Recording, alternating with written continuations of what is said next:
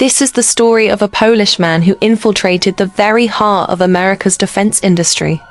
A man who, without firing a single shot, obtained top-secret data on radars, missiles, and jet fighters. To some, he was a hero. To others, a traitor. Captured by the FBI, traded on the Bridge of Spies, and returned home a living legend whispered about in intelligence circles. Who was Marian Zacharski, a genius of espionage, or just a pawn in a global game? This is the story of the man who outsmarted America. After World War II, the world was torn apart. Europe became the chessboard of two superpowers, the Soviet Union and the United States. Fear of nuclear annihilation defined an era where spies became the new soldiers. They infiltrated embassies, corporations, and governments, fighting not with guns but with secrets. In this shadow world, one man would rise to legendary status: Marian Zacharski, a spy who waged war without a single shot. Zacharski grew up in Glienicke, among cranes and cargo ships, under the watchful eye of communist slogans.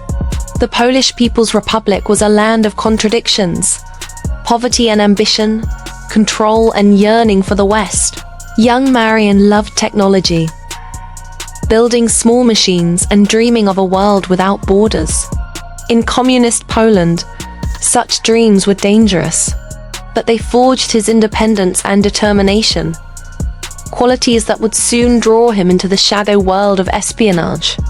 In the 1970s, Zacharski joined Palamco, officially a Polish-American trading company. In truth, it was a front for the Polish intelligence service. Fluent in English, charming and analytical, he stood out. His superiors soon saw potential, an ideal operative for covert operations abroad. To the world, he was a businessman.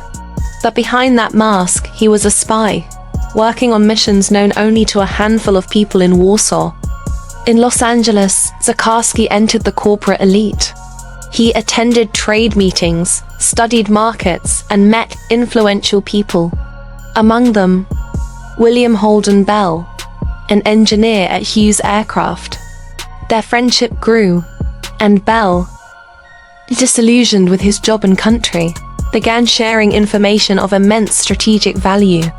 Zacharski didn't need pressure or threats, just intellect, patience, and charisma. Thus began one of the most successful espionage operations in Polish history. Bell supplied Zacharski with radar blueprints, missile guidance systems, and aircraft schematics. Hundreds of documents made their way to Warsaw, and ultimately to Moscow. These secrets helped the Soviets narrow the technological gap with the US. Zacharski operated with surgical precision, coding data, handing it to couriers, erasing traces. To the Americans, he didn't exist. To the Poles, he was invaluable. Every spy knows the game ends when people start asking questions. The FBI noticed irregular leaks. Bell came under suspicion. Internal audits, secret briefings, fake trails. The Americans were closing in, unaware that the trail led to a quiet Polish businessman. Zacharski remained calm as tension rose. He knew that in the game of secrets, even a single mistake meant the end. In June 1981, the FBI struck. During an interrogation, William Bell confessed to working with a Polish man from Los Angeles. Within days, Zacharski was surrounded and placed under surveillance. He was arrested during what seemed like a routine business meeting. For the Americans, it was a triumph. For Poland, an irreparable loss. Yet Zacharski stayed calm. In the world of spies, loyalty and silence were his last weapons. Zacharski's trial became one of the most famous of the Cold War. The prosecution demanded life imprisonment, and the US press portrayed him as a manipulative mastermind, a man who endangered national security. Throughout it all, Zacharski remained composed, speaking little, knowing every word could be used against him. In 1982, he was sentenced to life in prison. He would serve 4 years until politics once again intervened. 1985. On the Glienicke Bridge in Berlin, the bridge that connected East and West, one of the Cold War's most iconic spy exchanges took place. In the winter fog, two worlds faced each other in silence. On one side, Eastern agents. On the other, the West. After 4 years in an American prison, Marian Zacharski regained his freedom. He was among the few traded for captured CIA operatives. For the West, it was a deal. For Poland, a victory. Zacharski returned to Poland as a hero. The communist authorities welcomed him with honors, but the world he left behind was gone. Poland was entering the turbulent years of solidarity and transformation. He sought a new purpose, first in business, later in security consulting.